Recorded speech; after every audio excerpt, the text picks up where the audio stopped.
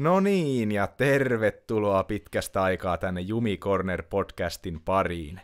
Onpa siitä hetki aikaa nyt vierähtänyt, ja tällä kertaa meillä sitten starttaa tästä jakso numero 5, Evijärven nuorisoseura. Joo, minäkin täällä paikalla on, ja tämmöinen suunnittelematon tauko tässä tuli. Joo, kävi nyt valitettavasti vähän sillä lailla, että äänitettiin tätä jakso 5 siinä menemään jo innokkaasti, ja sitten huomattiin, kun se oltiin äänitetty, että mun mikki, se suhisee aivan niin kuin olisin pihalla seissyt ja äänitetty, niin kuin, että siihen tuli semmoinen tuulen humina. Joo, ja tässähän on ollut semmoinen prosessi, niin kuin nyt ehkä jotkut meidän someseuraajista tietääkin, että tuo mikki hajosi, ja se on käynyt nyt Saksassa asti korjattavana, ja nyt pitäisi tulla hyvää viivaa sinne. Joo, kyllä nyt tässä, kun mulla on tätä monitorointia tässä samalla, nyt näyttää hyvää viivaa, meillä on gainit hyvin tässä, niin nyt on parempi tilanne ja mikki on korjattu, niin nyt taas päästään eteenpäin. Kyllä, mutta tosiaan vaikka tämmöinen pieni tauko tässä nyt on ollutkin, niin positiivista on ollut ihan se, että kun 4 jaksoa on jo julkaistu, niin ollaan saatu niistä palautetta ja sitä palautetta niin kuin pystyy nyt tässä vähän tämänkin nauhoituksen aikana jo sitten niin sanotusti niin ottaa vinkistä vaariin ja muutenkin palaute on ollut semmoista tosi hyvää ja positiivista ja toki ollaan myös nähty, että meitä kuunnellaan aika mukavasti, niin kyllähän tämä motivoi tätä tekemään, kun tietää, että on kuuntelijoita. Joo, ehdottomasti kyllä on mukavasti ja kiitos teille kuulijoille vaan hyvästä palautteesta ja näistä kehitysideoistakin ja pyritään näistä ottaa Juhon kanssa nyt sitten vähän mallia. Totta kai on ihan, kun itsekin on vähän kuunnellut, miltä se kuulostaa tuolta niin Spotifynkin kautta esimerkiksi, niin on tullut semmoisia ideoita sitten niistäkin kerroista.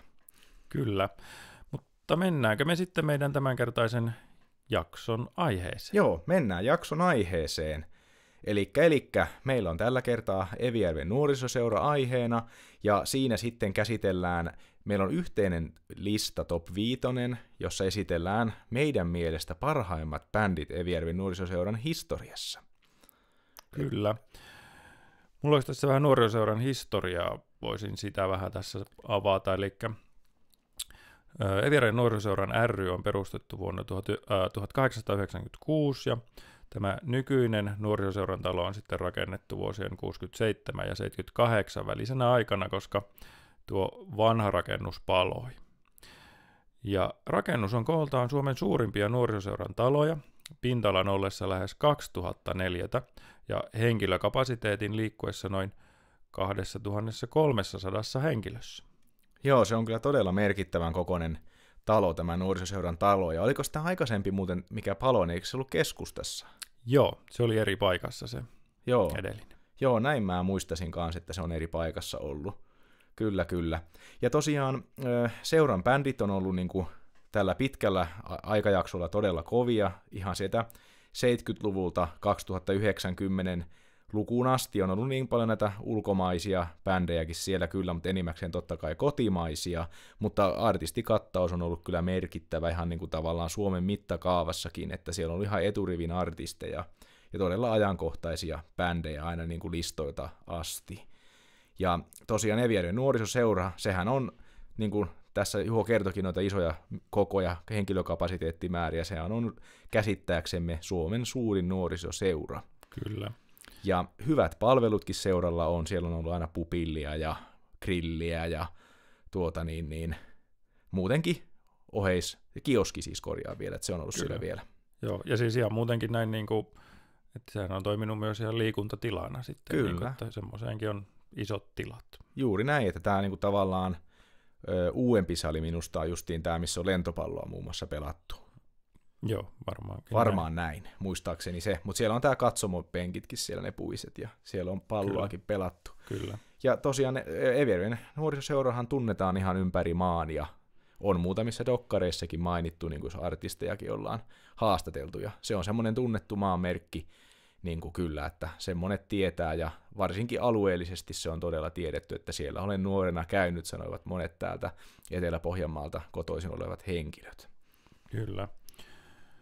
No joo, mennäänkö vähän meidän omiin tarinoihin, muistoihin nuorisoseurasta? Joo, se kyllä sopii. Mennään niihin ja tosiaan Joo, meikäläinen on käynyt siellä aika paljon silloin tuossa, olisiko ollut 16-vuotiaasta asti, 2004 vuodesta muistaakseni, niin rupesi olemaan, että siellä 2-3 vuotta kävin tosi paljon niin bändejä kyllä kattelemassa, ja aina yleensä se perinne oli meidän kavereiden kanssa siitä, meidän kuoppaholta aina lähettiin tuonne seuralle ja kävelle mentiin.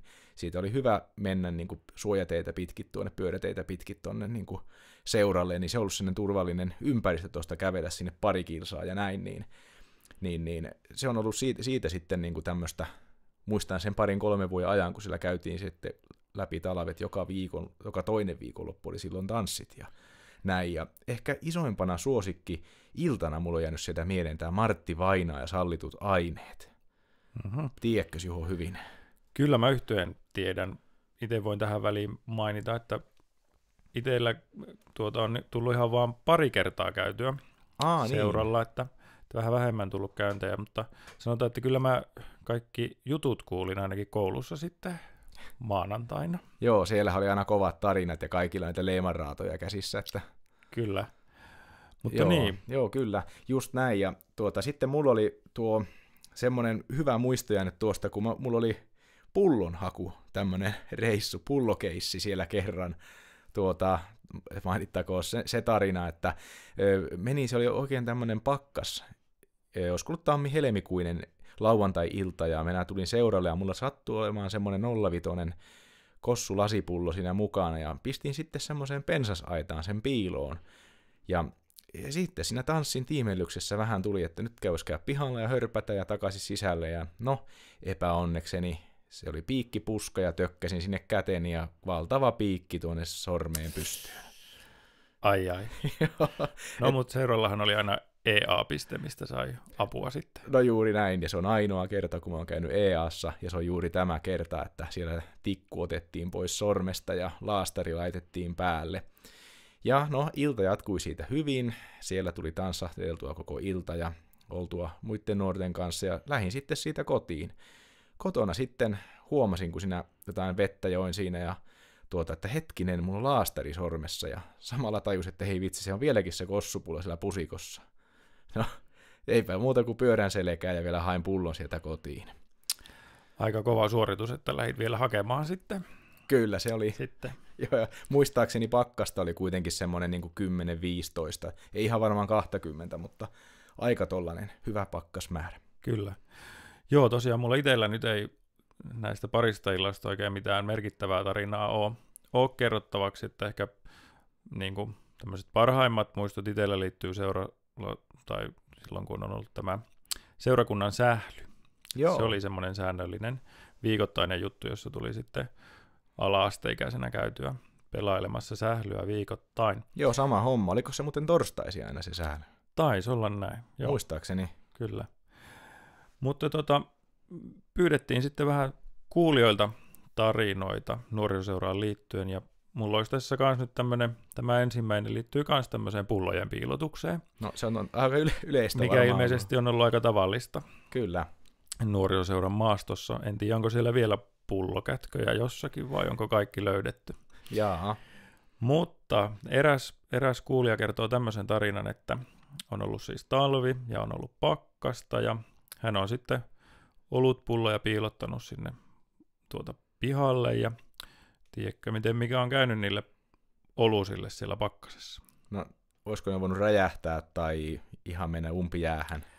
No kyllähän ne on jäätynyt sitten, niin siellä on sitten siellä pimeässä yritetty ensinnäkin löytää niitä pulloja, ja sitten kun ne on löytynyt, niin ne on ollut jäässä siellä juomat, niin niitä on sitten siellä kohmeisiin sormia jollain pajunoksella yritetty kaivaa sitä jäätynyttä olutta suuhun, että tiukassa on juomat ollut. Joo, muistan tämmöinen, että joku niitä pajuoksia sinne pulloonkin sitä sohjoa, tiedätkö? Joo, että saisi jotakin edes pihalle. Niin tulisi jotain sieltä ulos. Joo. Ja Joo. Oliko sulla sitten tarina tähän paikkaan? Joo, eli mulla on tämmöinen tarina täällä kuin Veterin Sälli otsikolla tarina. Eli tuolta Tuohimaan tieltä eräs nuori herra tuli kerran seuralle juhlimaan, ja siellä sitten sen verran kanssa tärpättiin ja oli juonut, että vähän mennäisi kengät ruveta pyörimään jaloissa. No, lähti sitten pihalle, ja sinne ryömyn reunallahan on jyrkkä se mäki sinne seuran taakse sinne kohti Vähäjärveä. Joo, kyllä. Niin tämä nuori herra meni sinne sitten ilmeisesti tarpeilleen sinne rotkon reunalle ja sinne pyörähti vissiin vähän alaspäin ja siinä rytäkässä hukkui kengät ja lompakko. Ja ilta sitten päättyi ja hän onnistui sieltä niin kuin sukkasillaan lähtemään Kaustiselle Konstaan vielä baariin. Mm-hmm. Ja siellä sitten tuttu kaveri tuli vasta, että missä hei sun kenkäs on, että sä oot sukilla täällä. Ja talviaikahan oli kyseessä. Joo. Ja no ei siinä mitään, kaveri vaan meni sitten sinne ja pääsi sitten sieltä tuttujen kyyvissä veteliin kotiin. Aamulla heräsi ja oli semmoiset koppureiset sukat lattialla, paiskasi roskiin, lähti hakemaan niin kuin lompakkoja ja kenkiään, löysi molemmat ja oli ihan tyytyväinen. Niin ne oli siellä ryömyssä sitten. Siellä ryömymontussa siellä pohjalla. Niin. No hyvä, että löytyi. Kyllä, tärkeä juttu. Tuo lompsa ei ritoten harmittaa, jos kaikki kortit siellä. Joo, ja aika hyvin, että pystyy Kaustilla Konstassa olemaan ilman kenkiä ja ilman lompakkoa ihan illan vielä siihen päälle. Kyllä, ehkä vähän tuttujen tukea tarvittiin ja hyvää verenkiertoa jaloissa. Joo. No joo, mulla tämä seuraava tarina liittyy myös sinne ryömyyn ja nyt on vaan sitten nainen, joka on mennyt sinne myös puskapissalle käymään ja siinä on käynyt hieman samatis sitten, että kun se on se jyrkkärinne, niin siellä on menty sitten vähän mukkelis ja kengät on siinä sitten lentänyt ties minne ja nämä on ollut sitten vielä oranssit kengät, että voisi ajatella, että niin kuin erottuisi hyvin maastosta. No toinen kenkä löytyi ja toista ei sitten ikinä löydetty sieltä, että jos nyt joku on tämmöisen kyseisen oranssin kengän löytänyt, niin tuhkimo on edelleen vailla sitä. Kappas vaan, että tuhkimo on vielä ilman kenkää. Kyllä. No olisikohan tässä ollut kuule nämä kenkäihmiset, niin voisivat löytää toisensa. Niin, totta. Joo. Samassa montussa kerran olleet kengät hukassa ja samoilla asioilla varmaan. Niinpä. Joo. Kyllä. Oliko sulla Juho lisää juttuja? Lisää vielä? Tulee. Sitten mennään tämmöiseen tarinaan kuin Mies ja piano. No niin. Ja tämä on tosiaan tämmöinen tapaus, että tämä nyt liittyy sitten yhteen artistiin. Eli sunnuntai-aamuna tanssien jälkeen niin se illan artisti on löydetty nukkumasta siis pianon päältä. Ja se on ollut vielä tämmöinen, että sille pianolle on semmoinen oma erillinen säilytystila siellä. Mm-hmm. Niin se kaveri on ollut siellä siis nukkumassa. Ja siinä nyt oli sitten käynyt vähän semmoinen harmillinen, sanotaanko nyt, että vahinko tälle artistille myös siellä nukkuessaan, että siellä oli vähän paikat oli myös kastunut. Jahas. Ja meille nyt ei ole tosiaan suoraan sitten kerrottu tätä artistin nimeä, tai sitten sitä ei tiedetty, mutta sitä nyt ei ainakaan mainittu tämän tarinan yhteydessä. Niin me ollaan nyt sitten tehty tässä vähän salapoliisityötä, että kenestäköhän tässä voisi olla kyse. Me tiedetään suunnilleen ajanjakso, ja tämmöinen vinkki oli sitten, että Cheekin oloinen räppäri. Joo. Ja sitten kun tässä nyt ollaan mietitty, että no ketäs Cheekin oloisia räppäreitä suomalaisia löytyy, ja tuli mieleen, että no Uniikki voisi ehkä olla, mutta meidän tietojen, tai ei löydetty, että Uniikki ei ole ilmeisesti käynyt seuralla. Joo, se ei välttämättä ole, tai se ei tähän aikaan sopinut, se oli ehkä näin, että se oli ollut ehkä jonkun bändin mukana. Mutta... Kyllä, että tämä on ollut 2006-2007. Juuri näin. No sitten lisää räppäreitä, mitä mietittiin, niin Eskimo, Intelligence, Pikkuke, Skandaali ja tämmöisiä kapasiteettiyksikkö, mutta ei oikein sitten taas Cheekin tyylisiä ja semmoisia. Ja näitä sitten on kyllä seuralla käynyt, mutta tosiaan ei ole Cheekin tyylisiä. Mutta 2007 seuralla on esiintynyt Illi, joka siis tunnetaan ehkä paremmin omalla nimellään Aleksi Sariola. Ja hänessä sitten mun mielestä on kyllä paljon samaa kuin Cheekissä. No kyllä kieltämättä, niin nyt voi olla lähellä. Ja jotka nyt on salkkareita tuohon aikaan kattonut, niin muistaa varmaan Aleksi Sariolan sieltä Kentsun roolista parhaiten. Hän jätti salkkarit sitten 2005. Ja eli hän oli nuorisoseuralla 2007 Eli hän tähän niin kuin sopisi, mutta korostetaan nyt vielä sitten tähän loppuun, että meillähän ei ole mitään varmaa tietoa. Ei. Eli tämä on tämmöinen meidän niin kuin veikkaus. Tämä on meidän veikkaus. Joo. Se on juuri näin asianlaita. Mutta olipa se nyt sitten lopulta kuka vaan, niin olisi ihan mielenkiintoista tietää, että miksi tämä kyseinen henkilö on mennyt sinne komeroon pianon päälle nukkumaan, kun siellä niitä nukkumispaikkoja olisi kuitenkin, niin kuin on pitkää penkkiä olisi tarjolla ja kyllä. sitten päkkärillä on sohvaa ja kaikkea. Että ehkä se oli vaan semmoinen hetki, että nyt piti löytää joku rauhallinen pimeä huone ja tämä pianon säilytyskomero soveltui siihen parhaiten. Se voi olla juuri näin, että sieltä on löytynyt vaan semmoinen oma pesäkolo, minne on haluttu mennä. Sen verran voisin vielä tähän paljastaa, että se toinen kerta, kun on nuorisoseuralla ollut, niin se on tämä Illin keikka, että jotain mielenkiintoista siellä silloin siis tapahtui, mutta itse en silloin tiennyt tästä tapauksesta muuta kuin nyt vasta näin 20 vuotta myöhemmin kuulin, että tämmöinen ehkä ollut juuri sinä iltana, että tämähän on edelleen meidän arvailua. Tämä on mukavaa spekulaatiota. Juuri näin. Mutta sitten ei enää spekuloida, mennään putkaan. Joo, putkajuttu. Se oli aika melkoinen laitos kyllä siellä. Joo, me tähän vierailtiin tätä jaksoa varten seuralla ja siellä haastateltiinkin mutta joo, päästiin sitten käymään putkassa ja mä en ainakaan muista, että mä olisin itse ikinä käynyt siellä. Mä en ollut nähnyt noita putkia itsekään ikään. Joo, ehkä on niinku kuullut. Juu, sama. Että siellä on tai jotain tämmöistä, mutta päästiin tosiaan siellä käymään ja ne putkat siis löytyy, kun mennään seuralle siitä pääovesta, niin vasemmalla puolella on semmoinen ovi ja se avataan, niin siellä on jyrkät portaat menee sitten alas. Ja siellä alhaalla on sitten 2 putkaa. Kyllä. Ja ilmeisesti aikoinaan tämän tyyppisissä rakennuksissa ihan piti olla tämmöiset putkat. Joo, näin se mun mielestä meille kerrottiin, että se oli niinku pakko olla tämmöisissä iltamissa. Kyllä.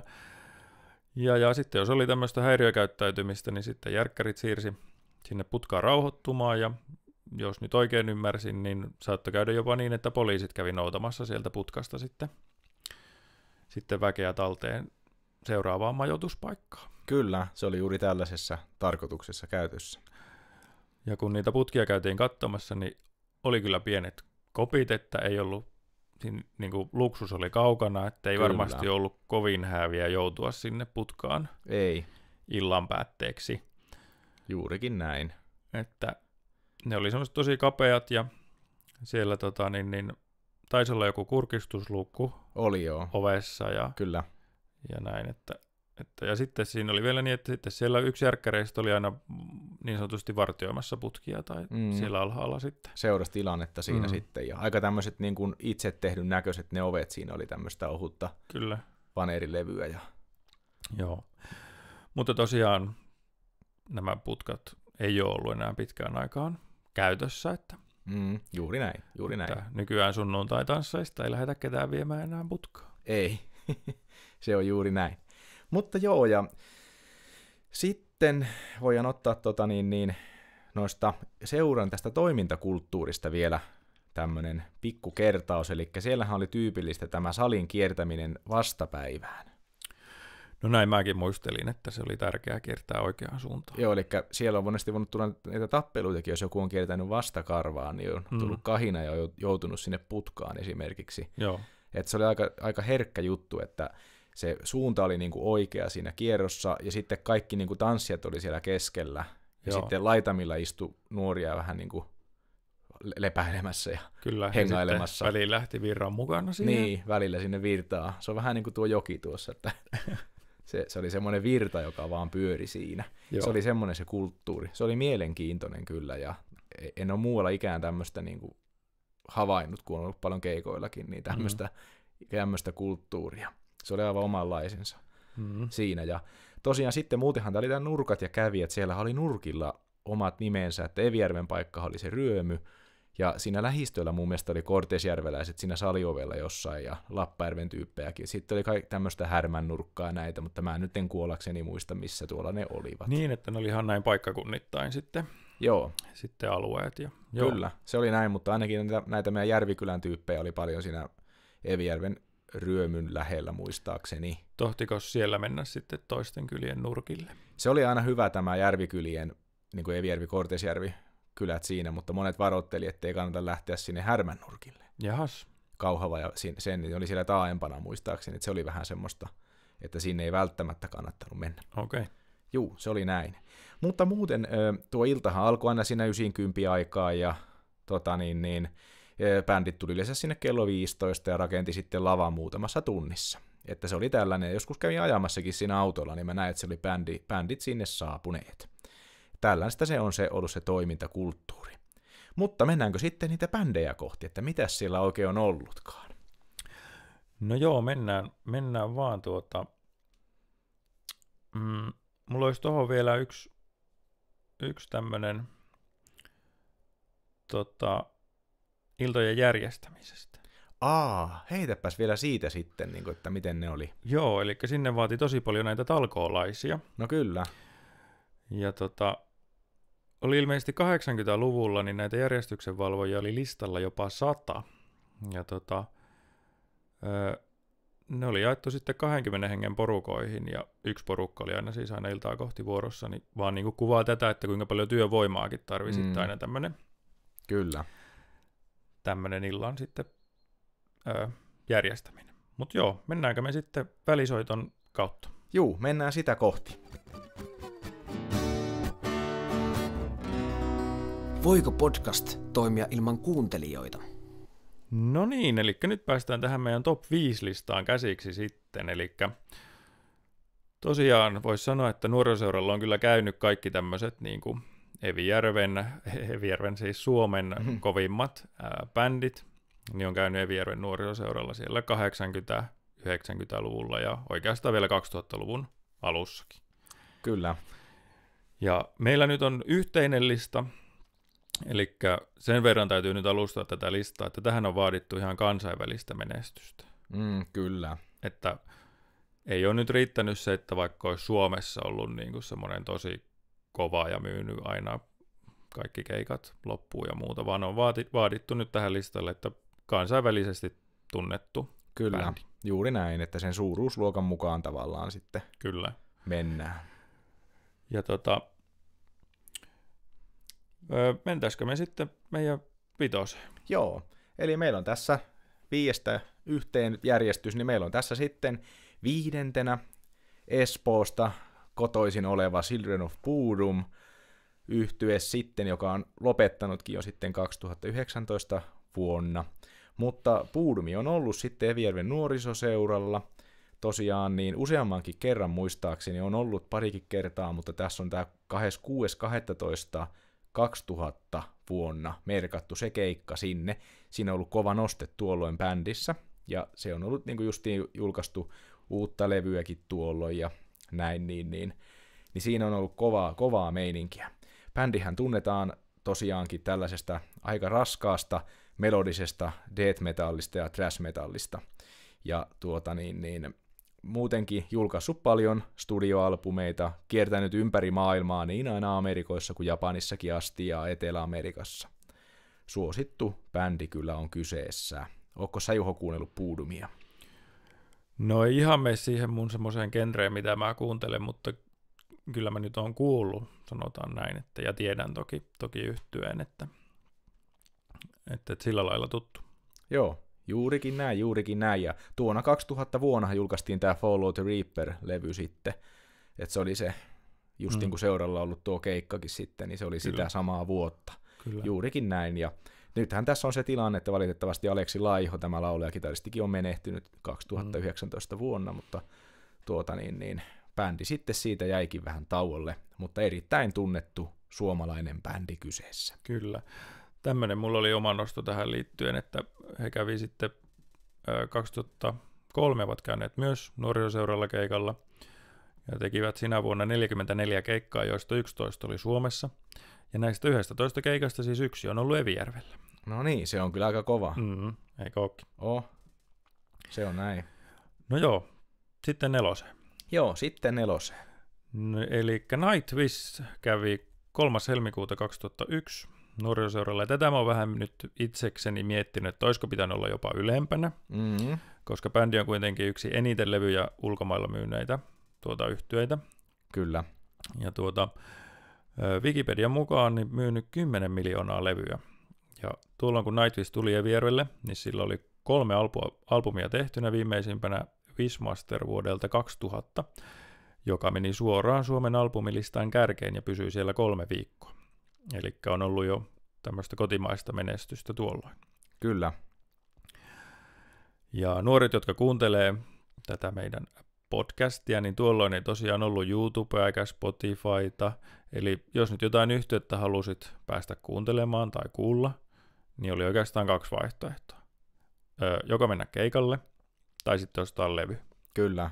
Se oli tosiaankin paljon hankalempaa, ja niitä levyjäkään ei täällä Evijärvellä saanut tuosta noin vaan, että joko tilasit F-musiikkiklubista tai lähit Seinäjoelle Anttilaan. Top 10. Top 10 oli kova sana. Kyllä. Juuri näin. No joo, mutta eli tuolloin tosiaan Suomessa iso bändi, ja tuo kyseinen levy möi Suomessa sitten kultaa, ja se valittiin myös Saksassa Rock Hard-lehden toimesta kuukauden levyksi. Vaikka samana kuukautena ilmestyi Bon Jovin, Iron Maidenin ja Bruce Dickinsonin levyt, eli kovassa seurassa silti tuli valituksi kuukauden levyksi. Ja tosiaan kun Nightwishin musa on tämmöistä aika melodista ja semmoista mahtipontista, kyllä, niin on myös sitä yrittänyt niin kuin kuvitella, että Tarja Turunen ja sitten nuorisoseuran lava ja ne siellä esiintymässä, niin se olisi ollut kyllä, ja vielä Holopainen tietysti siellä paikalla, niin se olisi ollut kyllä mahtavaa olla paikan päällä tätä niin kuin näkemässä. Tämä olisi ehkä semmoinen justiin niin kuin yksi, niin kuin mikä olisi pitänyt näistä historiasta bändeistä nähdä juuri Evijärvellä Tarja Turusen aikana vielä ja näin, niin olisi ollut aika mahtava keikka varmasti. Kyllä. Ja tähän loppuu nyt vielä tämmöinen maininta, että tämän Evijärven keikan jälkeen viikko eteenpäin, niin Nightwish-yhtye esiintyi sitten Tavastialla. No niin, että Evijärvi-Helsinki-väli siinä kyllä tullut tutuksi heille. Kyllä. Joo, selvä juttu. Siinä oli sitten Nightwish meillä 4. Ja sitten mennään 3. Mennään vähän erilaiseen musiikkiin. Elikkä meillä on täällä tällainen bändi sitten kuin Eiffel 65. Onko Taiho tuttu? Nimenä on tuttu ja varmaan niiltä sen 1 kappaleen tiedän. No juuri näin, että nyt on kyseessä vähän tällainen erilaisempi nosto meillä tänne, eli Eiffel 65 on italialainen Eurodance-yhtye, ja bändi on soittanut pitkään vuodesta 1991 asti, mutta tämä onkin tyypillinen sitten tämmöinen vähän niin kuin yhden hitin bändi niin sanotusti. Onhan heillä nyt muutama muukin kappale, mutta se on tämä Blue, on heidän ylivoimaisesti tunnetuin kappale, ja se on jopa niin striimattu biisi vielä tänäkin päivänä, että aivan niin sanotusti hirvittää. Ja muutkin artistit on tätä samaa niin kuin, taustaa käyttäneet uusissakin kappaleissa. Kyllä, nyt se alkoi soimaan päässä. No niin, juuri näin. Joo, mennään sillä jumputuksella loppuaikaa. Mutta palataan siihen Evijärven keikkaan. Se on ollut 22.1.2000 Evijärvellä. Että se on ollut justiin, kun tämä Blue on julkaistu 98. Niin se on ollut niin nopeaa sen jälkeen sitten tämä Eiffel 65 Evijärvellä. Eli 2 vuotta siitä, vaan että siinä on tosiaankin oltu ajaa hermoilla, kun on tullut tänne superhitti, niin on tullut sitten Eiffeli Evijärvelle. Et se on aika kova kalastus, ja kun oltiinkin tuolla seuralla juttelemaan näistä bändeistä, niin ne muistelikin, että mikä oli ollut kallein bändi, niin mä epäilen, että tämä on yksi niistä kalleimmista bändeistä, mitä on Evijärven nuorisoseura ollut. Joo, puhutaan vähän myöhemmin vielä lisää näistä summista ja tämmöisistä, mutta tämä on varmaan ollut sieltä yläpäästä, ja se on kyllä tosi niin kuin kova työ, tai jotenkin jännä, että miten ne on saatu Evijärvelle keikalle. Että, mutta pureudutaan siihen kohta lisää, mutta se on ollut kyllä melkoista hommaa, sen voin sanoa kyllä näin. Mutta se oli siitä Eiffelistä. No joo, nyt ollaan oltu tässä, niin kuin mennään siis nyt sijaan 2 tässä meidän listalla, ja nämä meidän bändit on ollut tuolta 2000-luvulta tai siitä taitteesta. Eli vaikka se nuorisoseuran kulta-aikahan on ollut kuitenkin 80-luvulla. Kyllä, se on se väkimäärä ollut silloin niin kuin tosi suurta. Kyllä. Niin sijaan 2 meidän tässä niin Hanoi Rocks. Kävi useamman kerran. Ensimmäisen kerran tuli 9.1.82. Ja Hanoi Rocks on Suomen rockin uranuurta ja tien raivaaja, jolla jäi pienestä kiinni jopa Amerikan valloitus. Kyllä. Ja tuolloin kun ne tuli Evijärvelle, niin Hanoilla alkoi mennä jo lujaa myös Suomen ulkopuolella. Elikkä sitten jo tammikuussa 82 sitten yhtiö julkaisi albumin Oriental Beat, joka meni Suomessa albumilistan kärkisijoille, ja samoin kävi myös muissa Pohjoismaissa.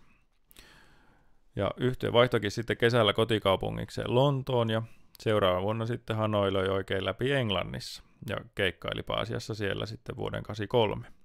Kyllä. Eli tämä Evijärven keikka on ollut ihan tässä niin kuin kansainvälisen läpimurron kynnyksellä. Kyllä. Juurikin näin, ja Hanoi Rocks on kyllä niin legendaarinen, ja sä justiin sanoit siitä, että lähellä sitä Amerikan murtoa, että harmi Rasle kuoli sillä Amerikassa tässä tapaturmaisesti, ja se näen vähän niin kuin mä oon lukenut näitä dokkarijuttuja, katsonut, lukenut tietoa tästä, niin se oli semmoinen käänteen tekevä juttu. Kyllä. Että he olisi ollut pian vielä suurempi bändi, mutta tämmöinen harmittava tapaus. Kyllä. Viimeisin kerta, kun Hanoi kävi Evijärven nuorisoseuralla oli 84, ja sitten kerrotaan näin, että Hanoilla on ollut Evijärvelle tullessaan niin melko tarkka se raideri, että mitä olisi pitänyt päkkärillä olla. No voin kuvitella kyllä, että siellä on ollut. Kyllä, mutta nuorisoseuralla oli kuitenkin semmoinen periaate, että alkoholijuomia eivät niin kuin hanki yhtyeille, koska töihinhän sinne yhtye tuli. Kyllä. No, Hanoin kaverit ei sitten kyllä ole jäänyt ilman juomia, että ovat itse huolehtineet, että juomapuoli on kunnossa. Ja esimerkiksi yhdellä uuden vuoden keikalla sitten samppanjat on ollut ulkona hangessa jäähtymässä. No niin. Ja tämmöinen tarina vielä tuli Hanoihin liittyen, eli miesten vessassa siellä vanhan puolen pisuarilla ollaan oltu ja katsottu, että no nyt on pitkä nainen eksynyt väärään vessaan. No eihän se mikään nainen ollut, kun Michael Monroe tuli vierelle. Ja juttu ei kuulemma vielä silloin niin tullut, kun ei Michael vielä ollut oppinut Lontoota. Joo. En sitten tiedä, mihin tämä viittasi, etteikö se sitten uskaltanut puhua ihan vaan niin kuin suomeksi. Joo, aika mielenkiintoinen heitto. Joo. Kyllä, joo, ja kerran mä muistan nähneeni nämä lapsena, kun olin Mäntyhovissa käymässä, niin sinne tuli Monroe ja Andy McCoy sitten käymään, niin kyllä heidät erotti hyvin siitä Mäntyhovinkin asiakaskunnasta. Kyllä varmasti, ja varmasti on erottanut 80-luvullakin. Kyllä, on ollut juuri näin, ja yksi syyhän olikin, kun he siirtyvät Suomesta pois juuri tämä, että he halusivat pukeutua ja olla oman tyylisiä, niin muuttivat sitten Tukholmaan. Joo, kyllä. Se on ollut sitä aikaa juuri näin. Jees. Sitten 1. Mennään sitten 1. Elikkäs se on meillä täällä tällä kertaa Him. No niin, uploadeja. Uploadeja Himille ja Ville Valolle. Joo, eli Him on ollut 14.3.1998 Evijärven nuorisoseuralla. Ja Himhän on tunnettu eritoten tästä love metal vaihtoehto rockista, on vähän tämmöistä koottirockiakin tyyliä, mutta on heavy metallia myös. Mutta Him on luonut tavallaan niin kuin oman musiikkityylin mun mielestä, että se on, niin kuin, se on ihan omanlaista musiikkia. Joo, oma genre. Joo, juuri näin, ja nämä logot ja kaikki, tässä on niin kuin, tämä kokonaisuus on niin hienosti hallussa, että on tämä, niin kuin, kaikki nämä niin kuin, kirjoitetaan tuo Him ja tämä Heartagram ja näin, nämä on kaikki niin kuin, tosi hienoja kyllä tässä. Ja Him on ollut erittäin suosittu aivan tuolta 90-luvun loppupuolesta ja sanottakoon 2000-luvun alkupuolta, ja sitten vähän hiipu täällä loppupuolella sitten, niin kuin ei tullut niin nämä levyjä hyviä, mutta sitten on lopettikin 2018. Joo. Juuri näin, ja muuten Himhän on kotoisin Helsingistä, Ja heillä on sitten onnistunutkin tämä Amerikan vallottaminen. Että Joo. siellä on ollut paljon keikkoja ja sitten myös Japanissa, aivan ympäri Aasiaa muutenkin. Että he on niin kuin vallottanut erittäin hyvin koko maailmaa. Se on heille semmoinen spesiaali juttu, mihin monet suomalaiset bändit eivät ole kyenneet. Joo, mulla on tosta vielä siitä, kun Him saapui vierelle silloin 98, niin vähän siitä, että minkälainen hetki se oli tämän yhtyeen niin kuin taipaleella. Jep. Eli he oli juuri julkaisseet debyyttialbumin 97, ja sitten heidät oli palkittu tammikuussa 98 Emma-gaalassa 2 Emmalla. Palkinnot tuli vuoden tulokasyhtyeellä ja vuoden debyyttialbumilla. Eli oli tämmöinen niin kuin kotimainen noste hyvin vahva tuossa kohdassa, kun tulivat sitten Evijärvelle keikalle. Joo, kyllä. Ja tämän listan loppuun vielä voisin näistä vähän tämmöistä pienen yhteenvedon, niin näistä niin kuin aika moni on, jotka on tullut tässä, niin nämä on ollut semmoisessa niin kuin nousevassa vaiheessa, että ihan se ei ole se uran huippu, että ehkä ainoana sitten tämä Eiffel 65, niin niillä on tullut se niiden ainut hitti. Joo. Ja ne on tullut sitten seuralle. Että sekin ehkä vielä nostaa Eiffeliä, että miksi se tässä listalla on, että ne on tullut niinku siinä niinku sen bändin huippuaikana. Kyllä, se on justiin näin, että ne on tullut justiin siinä terävimmässä kärjessä, että muut on ollut totta jo, niin kuin Juho sanoit, että siinä tavallaan nousukiitoa ennen. Kyllä, mutta sittenhän toki maininnan arvoisia on monta muutakin bändiä. Kyllä, se on juuri näin, että mitkä on esimerkiksi vetänyt hyvin yleisöä esimerkiksi. Joo. No tämmönenhän nyt on sitten esimerkiksi Dingo. Kyllä, Dingo, ja useasti tainnut seurailla vieraillakin. Että.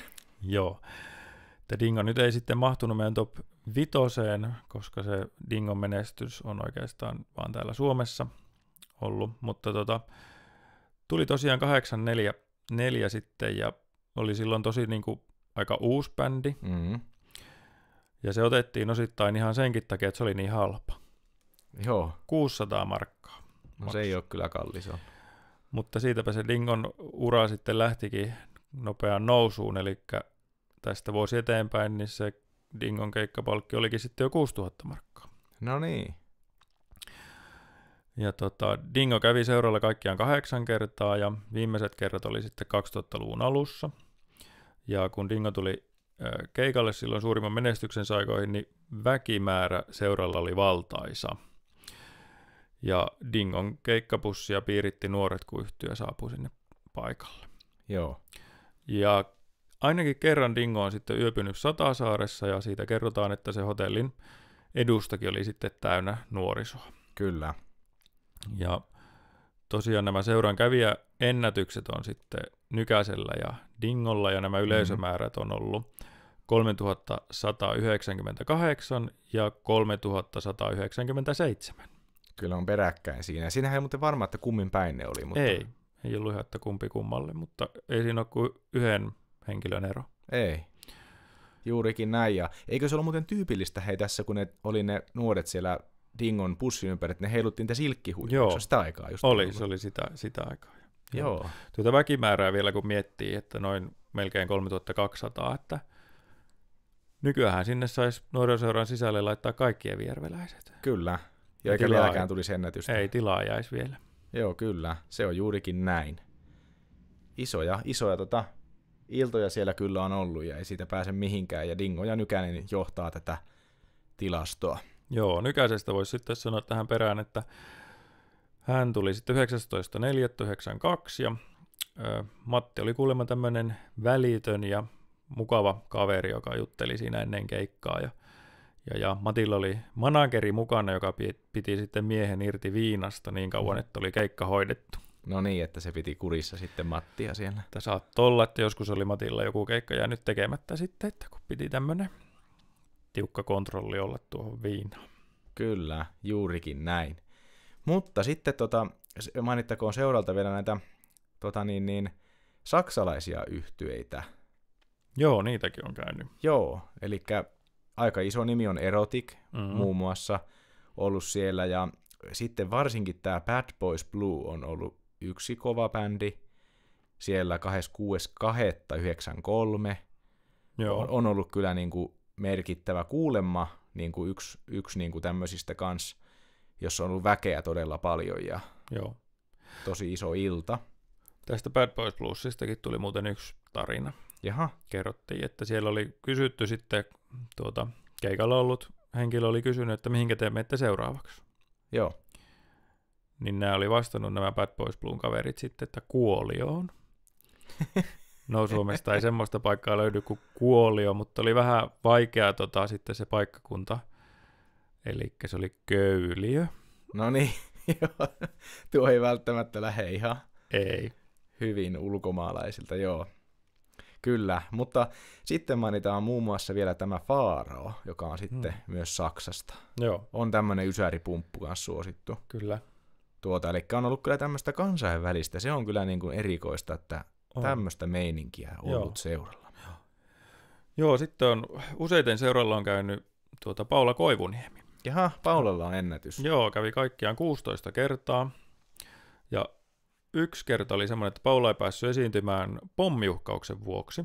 Oho, Tai ei ehkä varsinainen uhka ollut, vaan nuori armeijoissa ollut nuorukainen oli tuonut seuran sisälle jonkunlaisen harjoituskäyttöön tarkoitetun pienen räjähteen. Ja tämä nuorukainen oli sitten heittänyt tämän räjähteen ennen Paulan esiintymistä saliin. Ja räjähdyksestä oli sitten seurannut hieman savua ja pamaus, mutta kenellekään ei käynyt kuinkaan. Ja tämän tilanteen johdosta sitten tämä nuorukainen otettiin kiinni ja sitten seura tyhjennettiin ja ilta päättyi tähän. no olipas siinä hölmötemppu kyllä. No joo, kyllä.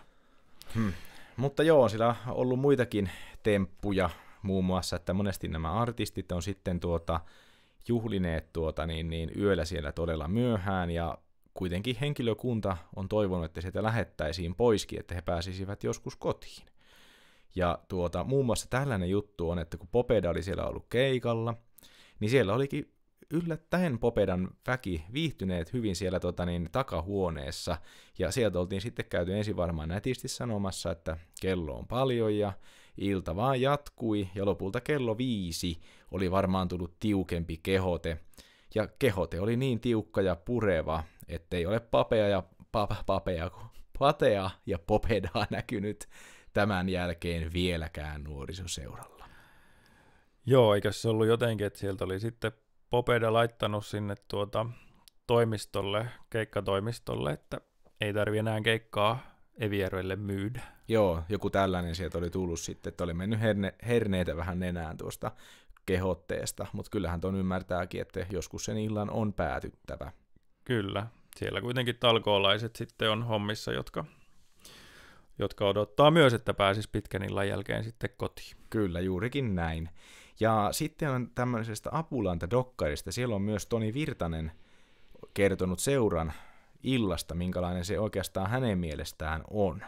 Eli Virtanen kuvaa, että yksi seurailta on enemmän kuin Tosi-TV:n yksi kokonainen tuotantokausi. Se on aika paljon sanottu. No on kyllä, että olisi kiva kuulla Tonilta vielä tarkemmat tähän perusteet, mutta ymmärrän kyllä tuon, että mitä hän tarkoittaa siellä itsekin vieraileena, niin kyllä siellä on melkoinen ollut tuo illan kulku, vaikka se ei niin pitkä ole yleensä ollutkaan. Mm-hmm. Kyllä, mutta muutoin sitten, niin mitä näistä artisteista sitten, että kun mä tuossa mainitsinkin aiemmin, että he ovat sinne kello 15 noin suunnilleen tulleet sitten, ja bändi on purkanut tavaroitaan puolen noin 1 aikaan, 2 aikaan, ja sitten menneet monesti yöksi, esimerkiksi niin kuin Satasaaren, Juho mainitsitkin siinä, niin se on ollut semmoinen peruspaikka monille yöpymään, mutta usein myös niin kuin mainittiin meille, että tästä on bändit jatkaneet suoraan myös matkaa Evijärveltä eteenpäin. Että tämä oli ihan tämmöinen tyypillinen juttu. Mutta muuten sitten bändit siellä, kun ovat rakennelleet keikkalavaa, niin ovat käyneet hovissa syömässä esimerkiksi ja käyneet sitten lenkkeilemässäkin. Muistaakseni Toni Virtanenkin on nähty hölkkälenkillä tuolla kylien raitilla. Tämmöisen muistan. Näin, ja tosiaan niin kun, sitten jos mennään näihin kävijämääriin, kun Juho mainitsit niitä isoja Nykäsellä ja Dingolla, eli ne on justiin niitä yli 3000 henkilön kävijämääriä, eli 2 salia on ollut täynnä. Joo. Mutta sitten tarkennetaan vielä, että myös iso bändi, kun on ollut tämmöinen, että 3000, niin se on myös se urheilukentän alue ollut täynnä ihmisiä. Niin. Että se on ollut ihan niin kuin, että se on ollut sellainen tosi täynnä oleva, ja sitten autojono on kulkenut koko tämän niin kuin Pukkilan tiet, ja sitten mennyt vielä sinne Kaustisen tielle päin, niin kuin tätä 80-90-lukua. Joo. Niin se on ollut tosiaankin pitkä se autojono, ja ihmisiä on ollut siellä niillä, sehän on ollut myös parkkipaikkana se, missä nykyään on se moukariheittohäkki, Niin, hiekkakenttä, joo. Niin sielläkin on ollut väkeä ja urheilukentällä, ja nämä on ollut tosiaankin tämmöisiä valtavia väkimassoja tuolla niin kuin alueellakin. Joo, kyllä. Ja se liikenne on varmaan ollut haastavaa. Joo. Voisin kuvitella näin. Ja esimerkiksi Joel Hallikainen on sitten vähän säikähtänyt tätä seuran suurta väkimäärää siellä sisällä. Että hän ei muun muassa uskaltanut mennä sen väenpaljouden lävitse siitä salien väliltä. On sanonut, että nyt on niin paljon väkeä, että miten tästä päästään. Ja oliko siinä sitten tullut näitä järjestyksen valvoja vähän raivaamaan tilaa? Näin taisi olla. Niin, Hallikaiselle. Eihän sinne muuten oikein taho päästä tuonne. Pakko on vaan mennä sieltä, mutta kuulemma häntä oli tämä jännittänyt. Joo. No joo, nyt jos mennään näihin keikkahintoihin, mitä maksettiin. Joo, mennään siihen. Ja tosiaan kovimmat yhtyeiden saamat palkkiot nuorisoseuralta niin liikkuu ilmeisesti yli 50 000 markassa. No niin. Ja vielä 80-luvulla yhtyeelle maksettiin illan jälkeen esiintymispalkkio käteisenä. Ja kerrotaan, että Jussi Raittinen tuli aina farkkuhaalareissaan hakemaan tuota palkkiota lipunmyyntikopista ja sulloi rahat vaan sitten haalareihinsa. Ja sitä käteistä siis oli sitten siellä kopissa aina tosi paljon, eli semmoinen 10 kilon säkki. No, kyllä on muuten ollut iso pussukka. On. No, toki sitten 90-luvulla vaihtui jo sitten laskuihin, ettei tarvinnut enää käteisellä artistille maksaa. Ja tässä nyt sitten, jos mietitään vaikka Dingo ja Nykäsen iltaa, kun lippuja on myyty noin 3200 kappaletta. Meillä ei ihan tarkkaa tietoa lipuhinnasta, mitä se tuossa on ollut, mutta se voisi olla noin 50 markkaa. Muistaakseni se on tämmöistä määrää. Vertauksena 99 Stratovariuksen keikalle lippu oli 60 markkaa, tämmöinen tieto ihan niin kuin löytyi. Joo. Eli toi 50 voisi olla aika lähellä. Kyllä. No nyt kun puhutaan markoista ja sitten tämmöiset kaikki asiat vaikuttaa, että noilla niin kuin summilla ja lipunmyyntimäärillä, niin se olisi ollut 160 000 markkaa se pelkkä lipunmyynti. Kyllä. No toki siitä sitten kaikki niin kuin palkkiot ja kaikki tämmöiset maksetaan, että ei se niin kuin kaikki niin kuin talolle jää tietenkään. Ei, onhan siinä oheismyyntiäkin sitten ollut niin, varmaan sitä tulee, joo. kyllä, joo. Mutta joka tapauksessa sitten, jos tämä niin kuin summa muutetaan, että mitä se voisi olla suurin piirtein euroissa, kun kaikki ei välttämättä enää noita markkoja muista, Jep. niin se voisi olla noin 35 000 euroa sitten, niin kuin yhden illan myynti. Kyllä. Ja se on kyllä paljon rahaa. On se tosi hyvin niin kuin tuollaisesta bändi-illasta. Kyllä. Joo. Kyllä, näin se on ollut, ja, ja tosiaan toi pääsylippu myyntihän siinä oli se pääjuttu seuralla. Totta kai se 50 markkaa, meidän aikana muistaakseni 10 euroa sitten oli, ja näin, mutta siinä sitten ovelimmat nuoret teki sitä välillä. Se oli kyllä, olihan se laiton temppu, ja sitten joku jäi joskus kiinnikin, eli kun se märkä leima lätkästiin käteen, niin täyskäännös 180 astetta ja ovesta pihalle ja leimaa suojaten, ja lähimmän kaverin käteen siitä leima.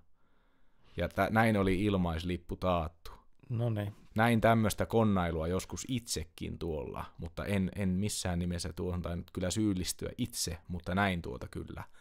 Joo, muistan kanssa, että on kuullut, että näin on päässyt vähän edullisemmin sisälle. Kyllä, mutta sittenhän siihen ruvettiin muusta puuttumaankin, että väärä suunta. Tänne piti tulla suoraan sisälle. Niin, ei saanut lähteä. Niin, piti mennä niin kuin sisälle päin. Joo. Jotenkin näin ehkä meni. Juurikin näin.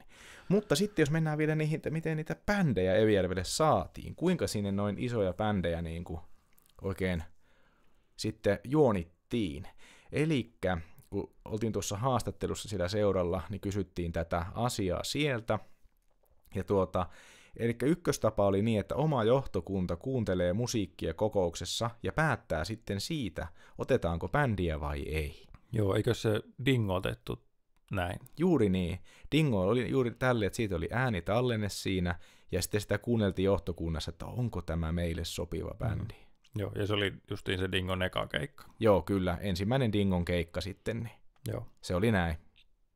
Ja sitten toinen tapa on ollut myös tällainen, että managerit ja ohjelmatoimistot myyvät keikkoja, ja sitten sovittiin näistä, kun niitä myyään niin kuin managereiden välillä, käydään sitä keskustelua heidän kanssaan, mutta otetaan myös mukaan sitten muut nuorisoseurat. Eli on tehty yhteistyötä sinne Nivalan Tuiskulaan ja sitten oliko Kurikassa Mietaa ja Seinäjoella se Raviska, niin tässä on tehty yhteistyötä sillä lailla, että viikonloppuisin se tulee niin kuin eri viikonloppuina niin kuin näin tänne alueelle pyörimään. Että tämmöisiä niin kuin yhteistyömalleja on muun muassa ollut, että niistä mä oon, tai siis minä kun kuultiin siis siellä, että se on ollut myös tämmöistä yhteispeliä. Joo, kyllä. Joo, eli tällä lailla niitä on sitten tullut sieltä, että iso rooli tuolla managereittenkin työllä ollut tässä ja sillä aktiivisella otteella. Se on juurikin näin. Joo, ja nuorisoseurahan oli monelle tämmöiselle aloittelevalle bändille semmoinen ensimmäinen näytön paikka, kuten esimerkiksi Dingolle, ja vähän oli ilmeisesti näin, että jos keikka möi Evijärvellä hyvin, niin sitten se avasi ovia sitten niin kuin eteenpäin. Kyllä, joo, se on ollut justiin tämmöinen paikka. Ja tuosta väenpaljoudesta mulla oli muuten vielä tämmöinen asia tässä että linja-autoilla sinne paikalle tultiin ympäri maakuntaa. Ja meille kerrottiin, että kerran eräässä linja-autossa olisi ollut 128 matkustajaa. Joo. Ja ei ole ollut kaksikerroksinen linja-auto. Ei ole ollut mikään tällainen. Joo. Että siellä ollaan oltu kyllä kuin sitten sillit purkissa. Että kun eihän sinne mene oikeasti linkkaan kuin se 50-60. Juu, se on juuri näin, että se on niin kuin tupla puukattuna ollut tuo linkka. Joo, sitä mä mietin, että kun niitä linkkoja on ollut varmaan siinä paljon, ja sitten kun illan päätteeksi on pitänyt osata oikeaa linja-autoon, niin onkohan aina kaikki osannut oikeaa linja-autoa? No joo, se riippuu varmaan siitä, että onko se katse ollut kengänkärkiin vai maahan. Että ehkä kaverit on aina huolehtinut. Kaverit sitten. Ja kuskikin monesti on tuntenut. Että kun vaikka jostain Lappajärveltä, niin on huomannut, että siinä kävelee jo tuttu nuori vaikka, niin on voinut huolehtia siinä. Niin, totta kai näissä luki isolla. Mä muistan, että niissä luki isolla, että, niin kuin, että Lappajärvi ja Pietarsaari ja joo, kyllä. Niin kuin näin, mutta totta kai, kun tärpättiä on siellä kiskastu ja näkö sumenee, niin siinä on varmasti, mä väitän, että mä oon kuullutkin muuten itse asiassa, että joku on mennyt väärään pussiin. Joo. Aivan mahdollista, että on vahingossa menty vähän väärään suuntaan. Joo, kyllä. Tää on juurikin ollut tämmöistä. Siellä nuoret on heittänyt tuommoista rentoa iltaa, niin varmasti on sattunut tämmöisiä hupsiksia. Kyllä. Jees. Mutta pureudutaanko tähän loppuun vielä tästä seuran nykytilasta, mitä siellä nykyään tapahtuu? Joo. Elikkä siellä on talvisin tämmöisiä sunnuntai-tansseja aina, eli ne on nyt ollut muutaman vuoden mun mielestä käytössä tästä koronan jälkeisestä ajasta, ne on nyt niin kuin pyörinyt. Kyllä. Tällaiset tanssitapahtumat, ja niitäkin on muistaakseni niin kuin, ei ihan joka viikonloppu, että taisi olla aina silloin tällöin joka toinen ehkä, ja näin ihanen ohjelma on ulkoa muista, mutta siellä on tämmöisiä hyviä tanssiorkestereita, ja ilmeisesti porukkaakin on tosi hyvin ollut ajoittain paikalla, että ne on ollut suosittujakin tanssitapahtumia. Joo, kyllä siellä aina sunnuntaisin, kun tanssit on, ihan näyttää, että on autoja pihassa ja tällä lailla, että sillä lailla on edelleen niin kuin toimintaa, ja sitten onhan siellä kaikkia tämmöisiä niin kuin säännöllisiä vähän pienempiä tapahtumia, mutta vaikka niin kuin, nyt on ollut, kun on ollut laskiaista, niin silloin on ollut sitten tämmöistä hernekeiton myyntiä ja tämmöistä, että on käyty siinä Pururadalla on ollut mäenlaskupaikat ja kyllä. Sitten nuorisoseuran sisällä on ollut sitten vähän jotakin tarjottavaa siihen laskiaiseen liittyen. Juurikin näin. Tällaista meininkiä siellä on hienosti. Itsekin olen käynyt siellä pari kertaa joulumyyjäisissä. Niin, kyllä justiin tämmöistä. Joo, oikein mukava tämmöiseen tunnelmaan tämä seuran talo kyllä on. Joo, kyllä. Jees. Mutta mennäänkö sitten eteenpäin? Meillähän on vielä, me ollaan mainittu tätä, mutta nyt paljastetaan. Meillä on Evijärven merkittävät tapahtumat top 5 jäljellä. Kyllä, mä sanon kanssa tämän vielä loppuun, että kiitos nuorisoseuran väelle vielä, kun päästiin Joo. käymään ja haastattelemaan siellä, että iso kiitos heille, että heiltä tuli kyllä paljon näitä tietoja, mitä käytiin tässä Kyllä. läpi. Joo, täydensi tosi hienosti. Tätä ei tekoäly kerro tämmöistä seuratietoa. Ei. Se on näin.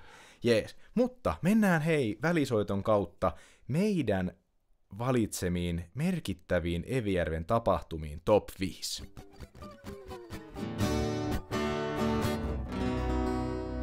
Jumi Corner, pitkä kuin susi suora. Joo, eli nyt ollaan molemmat tehty sitten tämmöinen oma lista Evijärven top 5 tapahtumista, jotka on meille jollain lailla tärkeitä tai merkittäviä, tai miten me nyt sitten tätä perustellaankaan. Joo, juuri näin, että siinä on vähän sillä lailla se perustelutyyli, että meille merkittäviä, ja sitten niin kuin mä pohdin tätä myös sillä lailla, että ihan niin kuin niin kuin kulttuurillisesti, alueellisesti merkittäviä esimerkiksi. Kyllä, joo, meillä voi olla eri tulokulma näihin. Katsotaanpas. Miten käy. No niin. Aloitanko hei, mä? Aloita sä. Pistä menemään. Eli mulla vitosena on Erkin koitos. Tämä on siis perinteikäs yleisurheilukisakauden avaus. Joo. Ja lapsena tuli siis käytä usein näissä nappulakisoissa, ja näistä se kesän yleisurheilukisat sitten alkoi. Ja nyt sitten varmasti omat lapset vaikuttaa, että tämä on niin kuin itsellä tässä top 5, koska siellähän me nyt tänäkin kesänä ollaan käyty. Kyllä. Ja tänä vuonna Erkin koitos kilpailtiin 25.6. ja oli muuten silloin sitten kylmä. Että ihan sai olla kunnolla vaatetta päällä, että tarkeni. Joo, kesä ja heinäkuuhan oli ihan niin kuin, aivan niin kuin olisi ollut talvi ja kesä niin kuin vastakkaiset kuukaudet. Joo, kyllä se onneksi heinäkuu oli jo lämmin sitten. Mutta joo, kylmästä säästä huolimatta kilpailijoita oli tuolloin 83. Ja tällä tapahtumalla on pitkät perinteet, kun ensimmäinen Erkin koitos on pidetty 60-luvun puolivälissä. Ja tapahtuma on saanut nimensä Erkki Pietilältä, joka on evijärveläislähtöinen urheilumies, ja hän lahjoitti sitten pääpalkinnoksi pokaalin näihin kisoihin, jotka sitten alun perin olivat kylien välisiä. Joo. Ja nykyään hän näissä kisoissa sitten kilpailee lapset noin 15 ikävuoteen saakka. Kyllä. Mikä sulla on vitosena? No mulla on täällä vitosena tämmönen kuin mantamyrskyt.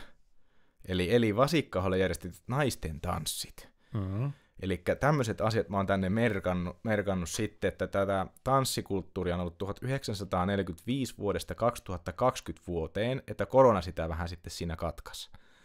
Ja tämä tanssilava, mikä siellä on, niin se on valmistunut 1945.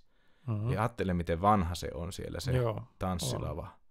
Se on kyllä hyvässä kunnossa pysynyt. On, sitä on varmasti pidetty hyvässä kunnossa. Niin, useasti varmasti on korjailtu sitä sitten. Ja parhaimmillaan nämä kesälavan keskiviikkotanssit vetivät 1000 kävijää. Oho. Se on kyllä on merkittävä. On. Että se on myöhemmin laskenut sitten 200 ihmisen tienoille. Ja mä muistan, kun mä oon saanut ajokortinkin, niin me käytiin tuolla ajelemassa silloin keskiviikkoiltaisin. Niin muistan sen, että siitä tuli paljon porukkaa myös tuolta niin kuin FS-seksiöltä sieltä. Joo. Vai mikä se on se leirintäalue? Eikö se ole seksiö? Joo, on se seksiö, on se. Mä en tiedä, onko se FC-seksiö vai mikä se on, mutta kuitenkin seksiön leirintäalueelta, niin sieltä on tullut paljon niin kuin väkeä tonne keikalle. Ja sitten ihan tästä niin kuin lähialueeltakin, niin kuin Ähtävältä ja Evijärvi totta kai ja Järviseudun kunnat. Näin on tästä kuullut tästä mantamyrskyistä. Mutta mantamyrskyt olivat jopa sitten niin suosittuja, että ne on levinnyt koko Suomen kuuluisuuteenkin jopa. Ja niille annettiin nimeksi sitten tämä mantamyrskyt. Ahaa. Tämmöisen tiedon mä löysin täällä. En ole aiemmin tätä kuullut. Joo, en ole minäkään, mutta muistan kyllä kans, että on joskus tullut siellä päin ajeltua ja on ollut paljon autoja siinä hiekkakentällä. No, onko käynyt tanssimassa? No, en mantamyrskyssä en ole käynyt tanssimassa, mutta siellä alapään NS:n sisällä on käynyt tansseissa. No niin, lähellä oot käynyt. Joo. Noniin, mutta mennäänkö sitten 4? Mennään 4. Mulla edelleen varmasti tämä omat lapset vaikuttaa tähän, että tämä on tällä siellä, tai voisi olla ehkä muutenkin. Eli joulun avaus. No niin. Elikkä se on meidän perheelle semmoinen perinteikäs juttu, että siellä kyllä käydään joka vuosi, ja se on monesti se paikka, missä ensimmäisen kerran lapset näkee sitten joulupukin ja jättävät hänelle sitten sen lahjatoiveen listansa, että Kyllä, mitä olisi pukin hyvä tuoda jouluaattona. juurikin näin. Ja sitten kun jouluolot syttyy, niin kyllä siitä itsellekin alkaa jo vähän semmoista joulufiilistä tulla. No kyllähän siitä tulee, että siitä tulee kylänraitti kyllä monesti kauniiksi. Kyllä, ja toki sitä tapahtumaa muista omasta lapsuudestakin, että silloin ehkä se kohokohta oli sitten, muistaakseni siellä joulupukki heitteli karkkia. Taisi olla niin, joo.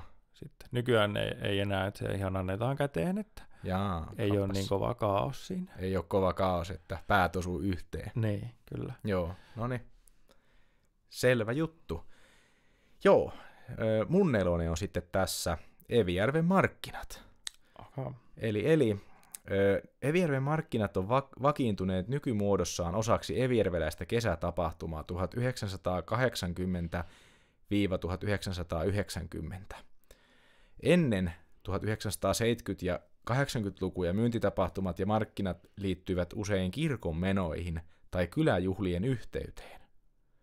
Eli Evijärven markkinat on sitten vakiintunut tuossa niinku 80-luvun lopulta, niin kuin miten löysin sitä tietoa, niin käsittääkseni sieltä niin kuin tälle päivämäärälle, niin kuin, eli se on aina tämä sama yleensä tuossa toi kesä-heinäkuun vaihde, niin se lauantai siinä vaihteessa. Välillähän se on niin kuin esimerkiksi kesäkuun puolella ja välillä sitten heinäkuun puolella. Joo, viime vuosina on ollut aika lailla tuossa kesäkuun puolella, muistan ihan siitä, että yhteen aikaan ne oli tosiaan niin, että se taisi olla heinäkuun eka viikonloppu, tai jotenkin se meni vähän sinne, ja ne oli silloin aina sitten oulaisten veteraanikonepäivien kanssa samaan aikaan, kun se on toinen tapahtuma, jossa me nyt sattuneesta syystä aina käydään. No sattuneesta syystä, kyllä juuri näin. Mutta joo, markkinathan meille on molemmille tuttuja, että ollaan käyty ihan lapsesta saakka. Käytkö vieläkin muuten joka vuosi? Kyllä tulee käytyä, ja voin tässä paljastaa, että mulla siis markkinat on siellä 3. No niin, ne on, joo, mulla oli 4, niin sulla on tässä sitten. Joo, kyllä. Ja markkinat on sitten itselle kanssa tietysti semmoinenkin tapahtuma, että siellä sitten näkee yleensä niin kuin paljon tuttuja, jotka ei enää Evijärvellä asu, mutta ovat sitten tuossa Evijärvellä käymässä, niin sitten näkee myös heitä. Kyllä. Mikäs sulla on 3? Mä nyt en markkinoista enempää oikeastaan. Sä kerroit niistä jo kaiken tarpeellisen. No siinä tuli ihan kai perussetit esille. Mutta tosiaan joo, mulla on 3 tässä sitten Evijärvi Triathlonin SM-kilpailu Inassa 1993. No nyt menee näin, että mulla on ne 2. No niin, nyt rupes osumaan. Joo, kyllä. Eli tämä Evijärvi Triathlon on järjestetty silloin 93 vuonna Inassa. Lähtöhän oli Inaan nuorisoseuran rannasta niin kuin uintiosuudelle, että sieltä juostiin veteen, ja uintiosuutta piti lyhentää, koska se oli kesän alkua. Eikö se niin ollut, että vesi oli aivan vaan 2-13 asteista? Joo, kyllä. Joo, ja siksi uintiosuus oli vähän lyhyempi. Joo. Jep.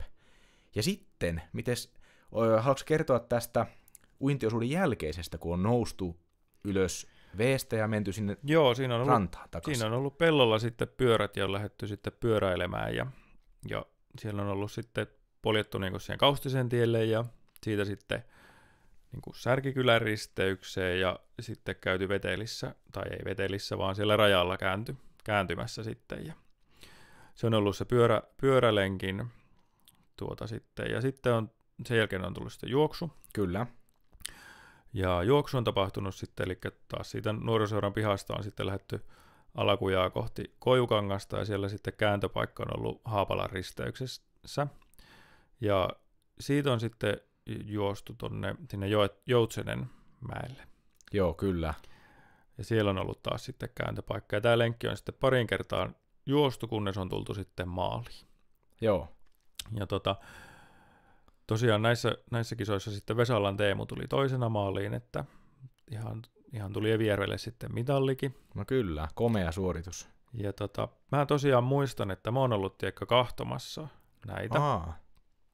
Että mä oon ollut tosi pieni, ja mä nyt en ole ihan varma, että onko se ollut nämä SM-kisat justiin. Joo. Koska näitä kisojahan on järjestetty siis noin 10. Joo. Että Että se voi olla, että ne on jotkut toisetkin kisat, mitä mä oon ollut kahtomassa, mutta Inassa ne nyt on kuitenkin ollut, että siellä on ollut jotain triathlonin kisoja kahtomassa. No niin, mä en oikein muista tällaisia, että onko ollut, mutta on saattanut kyllä olla myös, kun niitä on useita ollut. Niin. Joo, siis se on jäänyt lapsena mieleen se lähtö, kun ne on juossut sinne veteen, niin se on jotenkin ollut hämmentävä hetki, kun ne kaikki juoksee sinne veteen ja pärskii menemään ja lähtee uimaan. Että. Tuo muuten, kuvittelin tuota tilannetta, se on varmaan aika hienon näköinen siellä Inan seuran pihalta, kun menisi tuommoinen joukkio tonne järveen. Kyllä, joo. Ja sitten vielä kun pieni lapsi, joka ei otti yhtään, että mitähän tässä on tultu kahtomaan, ja miehet lähtee ekana painamaan kohti järveä. Joo, kyllä. Näin. Joo, mutta tässä on tämmöinen maininta vielä tästä kisoista, että osallistujia on ollut joitakin satoja. Joo. Näissä, että sitä väkijoukkoa, jos miettii millainen se on ollut, joka sinne veteen on juossut. Kyllä. Joo, juuri näin. Ja näistä kuuluttajista, siellä oli kovia kuuluttajia paikalla. Joo, siellä oli oli ihan tuo Anssi Kukkonen. Kyllä, ja sitten oli sitten oli Brubergin tuo, kadotin nyt etunimen, mutta Lalle. Joo, just. Joo, just näin. Joo, eli siellä on niinku Anssi Kukkonen Yleltä sekä Raimo Höyry-Väyrynen. Joo, Häyrinen taitaa olla. Häyrinen. Joo, hehän on tämmöisiä legendaarisia selostoja Yleltä. Ja Brubergista piti vielä siis sanoa se, että hän on monissa niin kuin, tämmöisissä isoissa kisoissa ihan niin kuin kuuluttajana, niin kuin stadioneilla ja tämmöisissä. Aivan, että ihan niin kuin näinkin. Joo, iso. Ja hänet on varmasti saatu Inaan sitten sitä kautta, että hän on Teerijärveltä kotoisin. No kyllä. Hyvä linkki. Joo. Jees. Mutta mennäänkö sitten? Niin, tää oli mun kakkonen, niin sä saat nyt sanoa, eikös nyt ole sun? Mun kakkonen. Joo. Tulee seuraavaksi. Tää oli kolmonen mulle tää Evi Triathlon. Elikkä kakkonen. Mulla on tässä maakuntaviestit 1941-1992. Elikkä tämä tapahtumasarja on sen niin kuin tähän merkannut niin kuin tämän maakuntaviestin kokonaisuutena. Että ne on alkanut 41-luvulla tai vuonna, ja Evijärven joukkue voitti ensimmäisen maakuntaviestin. Se on mennyt näin. Ja Evijärvellä on 9 mestaruutta yhteensä maakuntaviesteistä. Ja onko sulla tuttu tämä maakuntaviestit itselle? On. Pitääkö mun nyt sitten paljastaa, että mulla maakuntaviesti vuodelta 1983 on ykkösenä, ja mä nyt alan miettimään, että mikä voi olla sun ykkönen. No siihen tulee vähän mun omaa juttua sitten sekaan. Oma tapahtuma. Oma, ei mökkijuhlat. Mutta joo, niin tästä maakuntaviestistä, jos puhutaan, niin tämä reittihän on kulkenut usein niin kuin, Evijärvellä sitten Vasikka-aholta keskustaan kohden, myös jäätä pitkin on menty aika ajoin. Aha. Joo, että se on ollut tällä lailla tämä sitten. Ja tuleeko sulla tästä? Joo, mä voin tästä, jos mä tästä 83 kisasta kerron vähän, niin siellä on ollut 5000 katsojaa, eli tosi paljon. Ja tää on näistä, että olisin ehdottomasti halunnut olla tuolla paikan päällä, jos se olisi ollut mahdollista, mutta no kyllä. Valitettavasti en ollut tuolla vielä syntynyt, niin se ei ole ollut mahdollista. Mutta tuo on varmasti isoin urheilutapahtuma, mitä Evijärvellä on ikinä ollut, ja uskaltaisin sanoa, että tulee myös aina olemaan. Kyllä. Ja vielä sitten tästä ankkuriosuus on myös aika legendaarinen, eli siellä Evijärven urheilijoiden edustajana oli Teemu Vesala, ja sitten Juha Mietoa vastaan hän sitten lähti ankkuriosuutta hiihtämään. Ja no Mieto sieltä tuli kuitenkin lopulta ensimmäisenä maaliin, mutta Evijärvi tuli kyllä sitten hyvänä kakkosena. Eli ihan hyvin sujuu nämä kotikisat, vaikkei voittoa tullut. Ja Vesalan Teemu taisi siinä Evijärven urheilijoiden dokkarissa muistaakseni puhuakin näistä kisoista, että kun sitä väkeä oli niin paljon, että kun ne seisoi vähän niin kuin latujen päällä ja kyllä. Sitä mukaan kun miehet sieltä tuli, niin ne sitten meni näin sivuun, niin että sekin on ollut varmaan hieno kokemus se hiihtää. Ja olikohan se nuo kisat kanssa niin, että ei mennä oikein lunta olla. Joo. Että sinne ei päässyt niin kuin hiihtäjät testailemaan latuja ollenkaan, että siinä meni tosi viime tinkaan, että saatiin ladut valmiiksi. Juuri näin, ja mun mielestä sitä lunta piti ainakin kasatakin vähän, se muistaakseni. Joo. Ellen ihan väärin tätä muista. Juuri näin. Mutta semmonen, meillä oli sitten tämä maakuntaviesti näin niin kuin. Joo, mutta nyt mua kyllä kiinnostaa se, että mikä sulla on ykkösen. Joo, eli kun tässä meillä oli vähän niin, että näitä niin kuin sai myös omia merkittäviä juttuja tähän ottaa sekaan, ja sitten näitä isoja vapaa käsi oli tässä, niin mä nostin tänne niin kuin oman merkittävimmän tapahtuman, mikä mulle on ollut se, missä mä oon tavannut ihmisiä eniten ja ollut semmoisella omalla kotikentällä varmaan sillä lailla nuorena, eli Evijärven nuorisoseuran tapahtumat. Jahas, no nyt melkein tekisi mieli tehdä protesti tästä, mutta... No saa valita tuonne valtiolle.fi-kanavalle. Joo, mä valitan meidän tuottajalle. Tee tällainen valitus sitten. Mutta tosiaan joo, tää nyt oli vähän tämmönen vetäisy. Me on puhuttu tässä jaksossa nuorisoseurasta tosi paljon, mutta halusin nostaa tämän ykköseksi, koska tämä on niinku itselle ylivoimaisesti tärkein Evijärvellä järjestetty tapahtuma ja muutenkin niin merkittyvä tapahtumasarja, että tästä jopa Evijärven kunta niin kuin tunnetaankin niin pitkälti. Eli nostin tämän siksi tähän ykköseksi, että tämä on yksi näistä identiteeteistä. Joo, kyllä. Ihan hyväksyn perustelut. No niin, kiitos, ja käydään sitten keskustelut tarkemmin tuossa kahvitauolla. Kyllä, kehityskeskustelut alkaa pian. Kyllä, juuri näin. Jees, mutta tässä oli meidän top 5 Evijärven merkittävät tapahtumat. Joo, mulla olisi tässä loppuun vielä tämmöinen yllärikysymys sulle, että jos sä saisit järjestää jonkun tapahtuman Evijärvelle, niin mikä se olisi? Nyt ei tarvitse miettiä rahaa eikä mitään muutakaan. Jaa, tuo onkin kyllä paha, mutta mukavakin kysymys. Mutta totta kai tulee myös tämmöiset isot urheilutapahtumat mieleen, että ne olisi niin kuin kiva järjestää, mutta ehkä mä valitsisin sellaisen asian, mistä kuntaa ei tunneta niinkään hyvin, niin tämmöinen suuri musiikkitapahtuma, eli vaikka 2-päiväinen festivaali, ja se olisi Evijärvi-festivaali. Joo. Ehkä mä tämmöisen järjestäisin. Missä olisi, jos tästä äkkiseltään pitäisi joku paikka keksiä? Niin olisiko se urheilukentällä? No, tämmöinen taajaman paikka voi olla vähän huonokin, että että se voi olla vähän heikko, mutta sitten taas tavallaan meillä on täällä hyviä semmoisia paikkoja, mutta sitten vaikka jos lähdetään Mäntyhuvilta tänne mökille päin, niin siinähän tulee hyviä pelto-osuuksia sitten siinä Tervosen jälkeen niin näihin pelloille, mutta totta kai alavaa ja pehmeää, että pitäisi pian, mutta jos sitä rahaa oli paljon, niin mä sitten... Joo, nyt katsoin rahaa miettiä, että sä voit vaikka rakentaa sen paikan jonnekin. Just, mä tekisin sinne ja busseille kääntöpaikan ja maat ja ojat kuntoon ja sinne semmoisen lavan sitten. Joo. Mäntyhovilla olisi semmoinen yksi niin kuin poimintapiste ja sitten siitä vietä sinne pelloille. Joo, kyllä. Se olisi mun tapahtuma ehkä tällainen. Onko se itsellä jotain mielestä tällaista? No joo, varmaan se tuohon urheilupuolelle itsellä kääntyisi sitten. En tiedä. Ehkä tämä itsellä on semmoinen, että tämä voisi olla ihan niin kuin järjestettävissä. Ja tästä on ollut joskus vähän puhettakin. Niin tämmöinen jalkapalloturnaus, joka voitaisiin nimetä meidän kasvatin Emmi Alasen mukaan, eli niin kuin maajoukkueen jalkapalloilijan mukaan, että se voisi olla joku Alasen kappi tai joku tämmöinen. Ja en tiedä, saisiko joskus järjestettyä. Se aina vähän futisturnauksissa sitten rajoittaa se, että varsinkin jos on paljon joukkueita, niin pitäisi olla myös kenttiä paljon. No se on justi, että meillä on vaan tuossa tuo yksi kenttä. Niin se siinä olisi sitten se haaste, mutta en tiedä, saisiko sitä mitenkään yhteistyössä sitten niin kuin jonkun vaikka Lappajärven kanssa, kun emme sieltä kotosi, mutta tommonen tapahtuma voisi olla semmoinen jopa jossain määrin, tai sopivassa mittasuhteessa, niin jopa realistinen. No kyllä, ehdottomasti. Hyvänlainen idea, joka voisi olla niin kuin realistisesti mahdollisuus toteuttaakin. Kyllä. Onko meillä vielä jotakin mielessä vai onko se jo runon aika?